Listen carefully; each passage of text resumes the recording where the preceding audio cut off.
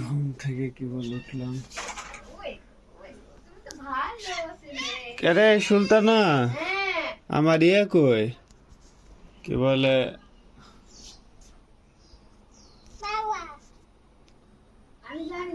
Brush কো brush.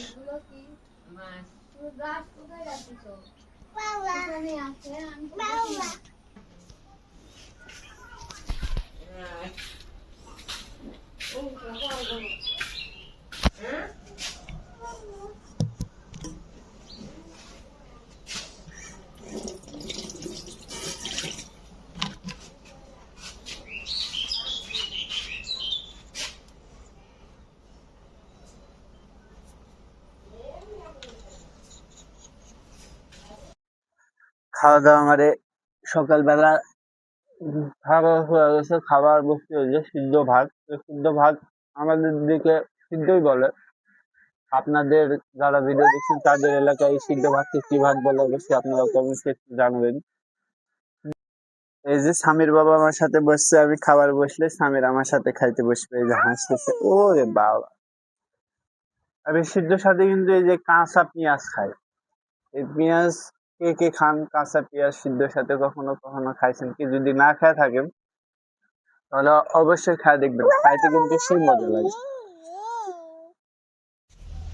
স্বামীরকে দেখার জন্য ওর মা আমার কাছে দিয়ে গেছে, ওর মা ওয়াশরুমে গেছে। এদিকে আমাকে বলতেছে তুমি একটু দেখো স্বামীরকে। এটাই আমাদের কাজ বাবা মা হইলে। এটা কি স্বামীর বাবা? স্বামীরকে এখন দেখার জন্য আমাকে বলে গেছে, আমি বসে থেকে দেখতেছি ওর মা ওয়াশরুমে গেছে। ও একা একাই খেলে, প্রচন্ড পরিমাণে একা একাই খেলে, খুব ভালো ছেলে আলহামদুলিল্লাহ। কি বাবা? আর একটু পর পর বাবা বাবা বলো, বাবা বলো, বাবা বাবা। রাত্রে কারেন্ট চলে গেছে, এই জন্য রান্না বান্না শুরু করছে বউ, সেগুলাই রান্না করতেছে। আর আমার আব্বা আজকে মাংস খাবে বলতেছে, ঈদের মধ্যে তো মাংস তেমন খাই হলো না, মাংস কেউ রান্নাই করে না, খালি হচ্ছে আলু বাগুনের তরকারি রান্না করে। এই জন্য আব্বা আজকে খেপে গেছে, এই জন্য বউ বলেছে যে আজকে মাংস রান্না করাই লাগবে। তাই আমার বউ একবার রান্না করা শুরু করে দিছে। তারপরেও কিছু এমনি সাধারণ তরকারি বড় ভাইয়ের জন্য আলু বেগুনের তরকারি আছে, এখানে মাংস রান্না করার জন্য এই যে পেঁয়াজ রসুন কাটে নিছে। আর এখানে কি এগুলা? পটল ঢেঁড়স না, ঢেঁড়স, পটল ঢেঁড়স।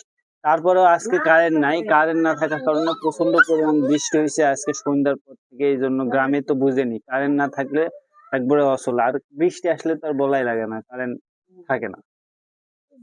আব্বা খেপে গেছে, আমার আব্বা বলেছে এবার কুরবানির ভিতর সেইভাবে গরুর মাংসই খাওয়া হয়নি, আমার ফিরত করেছে, এই জন্য খেপে গেছে।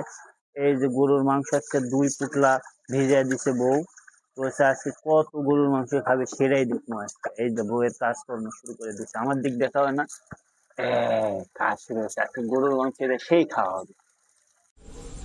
মাংস খাবে করে করে করে কিন্তু খাওয়া দাওয়ার হচ্ছে না, অলসতা, বইয়ের অলসতা, বাড়ির সবাই অলসতা, মাংস রান্না হচ্ছে না। এদিকে আজকে সেই অলসতাকে কাটিয়ে আমার বউ রান্না করা শুরু করে দিছে গরুর মাংস। আর কয়েকদিন থেকে আমার বাবা চাচ্ছিল একটু যাতে গরুর মাংস রান্না হয়, এই জন্য এই যে এখন ম্যাগিনেট করা হচ্ছে রান্না করার জন্য। ঈদের দিনে আমরা 4 কেজি গরুর মাংস রান্না করছিলাম, কিন্তু মাংসটা কম হয়ে গেছে, আমার বাবা বেশি খাইতে পারে নাই, বলতেছে যে আরেকটু মাংস রান্না করতে হতো।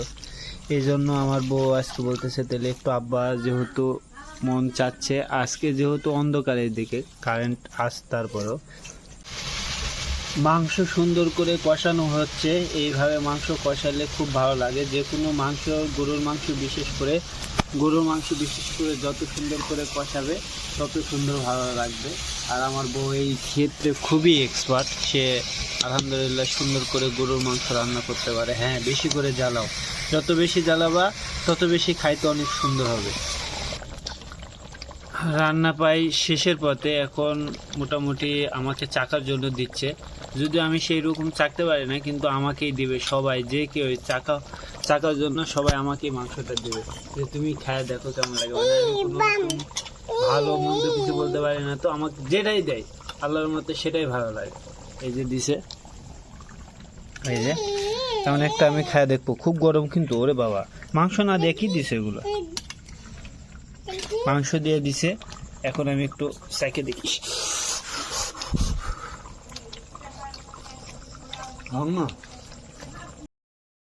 যাই হোক, বউটা অনেক কষ্ট করে সারাদিন রান্না করার পর আমাদের খাইতে দিয়েছে। খাওয়াতে খুব ভালো লাগলো। তরকারিটা খাইছি, আমার আব্বা আম্মা এবং ভাই সবাই মিলে তরকারিটা খেয়ে আলহামদুলিল্লাহ খুবই ভালো বলেছে। শুধু আমার বাবা একটু বলছে লবণটা একটু চড়া হয়ে গেছে, এ আর কি। কিন্তু তরকারিটা মাশাআল্লাহ ভালো হয়েছে। ভিডিওটি কেমন লাগলো অবশ্যই কমেন্টসে জানাবেন।